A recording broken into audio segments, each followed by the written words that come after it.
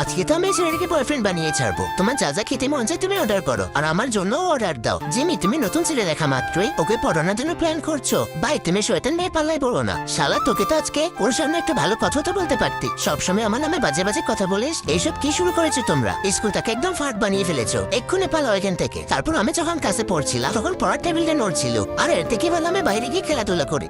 এত মোটির বস্তুতে টেবিল নড়বে, আমি এটা কেক করে দেই। তোমাকে ধন্যবাদ, কিন্তু আমি তো রাজুর সাথে মুভি দেখতে যাবো। আরে দৌড় দিও না, অচেপ কে পড়ে যাবে। তারপর আমি পড়ে যাই, আমার ফোনটাও ভেঙে যায়। তুই পড়ে যাওয়ার কথা বলেছিস তাই আমি পড়ে গিয়েছি। তারপর এসে আমার ফটো কম্পিটিশনের জন্য তার ফোনটা আমাকে দিয়ে দেয়। তখনই আমি রাজুকে দেখতে পাই, আর তোর দিয়ে তার কাছে চলে যায়। আরে আমি জিমিকে কিভাবে বলবো আমি তাকে অনেক ভালোবাসি? আমি আর রাজু ফটো কম্পিটিশনে জিতে যাই, আর এই জন্য আমার পাকিস্তানের টিকিট পেয়ে যায়। এইটা দেখে আমার অনেক খারাপ লাগে, আর এই জন্য আমি সেখান থেকে অনেক দূরে চলে যাই।